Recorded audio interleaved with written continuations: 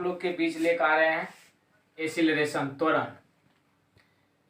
मेरे वीडियो को देखिए, अच्छा लगे सब्सक्राइब कीजिए, लाइक कीजिए, कमेंट कीजिए। और हर रोज़ आपके पास हमारे सब्सक्राइब करने के बाद जो नया अपडेट होगा, नया वीडियो होगा, सबसे पहले आप तक पहुंचेगा। इसलिए मेरे चैनल को जल्द से जल्द सब्सक्राइब करें और लाइक करें।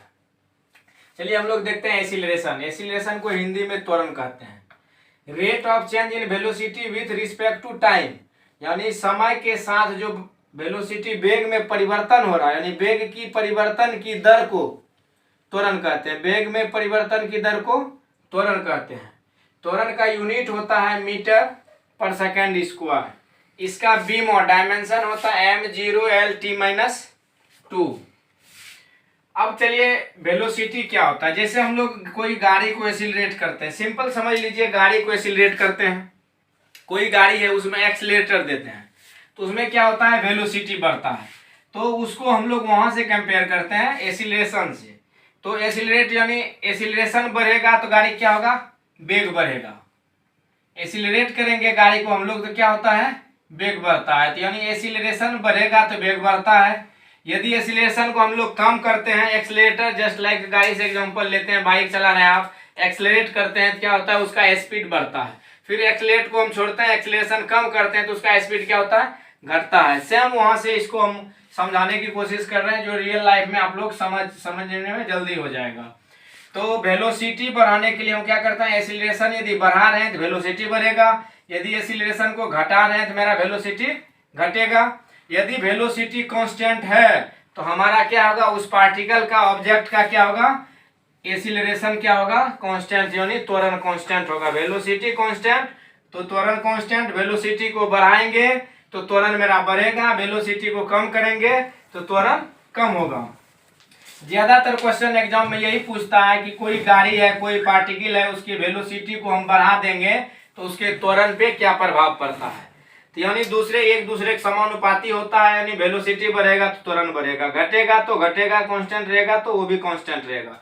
यही क्वेश्चन बार बार एग्जाम में पूछता है और सबसे ज्यादा कंफ्यूजन बना रहता है। इसीलिए मैं बताया आपको कि सिंपल सभी लोग लगभग गाड़ी चलाते हैं, यानी एक्सीलरेट कर रहे हैं, गाड़ी को एक्सीलरेट करते हैं तो क्या होता है, वेलोसिटी बढ़ता है। जैसी वेलोसिटी बढ़ेगा एक्सीलरेशन बढ़ रहा है, यानी एक्सीलरेटर बढ़ा रहे हैं, एक्सीलरेटर को एक्सीलरेशन से जोड़ दीजिए तो एक्सीलरेटर बढ़ाते हैं, एक्सीलरेशन बढ़ा रहे हैं तो वेलोसिटी बढ़ेगा। एक्सीलरेटर को हम लोग छोड़ देते हैं तो गाड़ी क्या होता है, स्पीड धीरे धीरे कम हो जाता है, वेलोसिटी कम हो जाता है। तो उसी प्रकार से वेलोसिटी के, जब वेलोसिटी घटेगा, निगेटिव होगा, यानी कम हो रहा है। v1 पे वेलोसिटी कुछ था, v1 पे मान लीजिए 50 मीटर पर सेकेंड था इसका, और उसके बाद यानी v2 कुछ समय बाद इसका 30 मीटर पर सेकेंड हो गया, घट रहा है। तो इसको हम लोग क्या कहते हैं, नेगेटिव एसिलरेशन। नेगेटिव एसिलरेशन का दूसरा नाम है रिटार्डेशन, जिसको हिंदी में हम लोग क्या कहते हैं, मंदन। हिंदी में मंदन। ये भी क्वेश्चन बहुत आता है, ये क्वेश्चन बहुत बार पूछता है। यानी एसिलरेशन जब वेलोसिटी घट रहा है ऑब्जेक्ट का तो उसे उसमें कौन सा त्वरण होगा, रिटार्डेशन होता है, या डी एसिलरेशन बोल सकते हैं, या निगेटिव एसिलरेशन। निगेटिव एसिलरेशन को हिंदी में क्या बोलते हैं, ऋणात्मक त्वरण। ऋणात्मक त्वरण। रिटार्डेशन को क्या बोलते हैं, मंदन। तो इसके बाद हम लोग देखते हैं यूनिफॉर्म एसिलेशन के लिए जो फॉर्मूला होता है, इसके बाद हम लोग उसको करते हैं। इस पे जो न्यूमेरिकल पूछता है विभिन्न एग्जाम में, तो हम सब न्यूमेरिकल अभी कवर करेंगे। जो न्यूमेरिकल पूछता है इसके बाद हम लोग कवर करेंगे। चलिए हम लोग पढ़ते हैं equation of uniform acceleration motion. इस समीकरण को गैलीलियो ने दिया था, जो कि हमारे क्या है, मॉडर्न फिजिक्स के पिता कहे जाते हैं गैलीलियो। इन्होंने ही दूरबीन का भी खोज किया और इन्होंने ये क्या किया है, ये समीकरण दिया है। यानी ये समीकरण क्या है, v बराबर u प्लस at।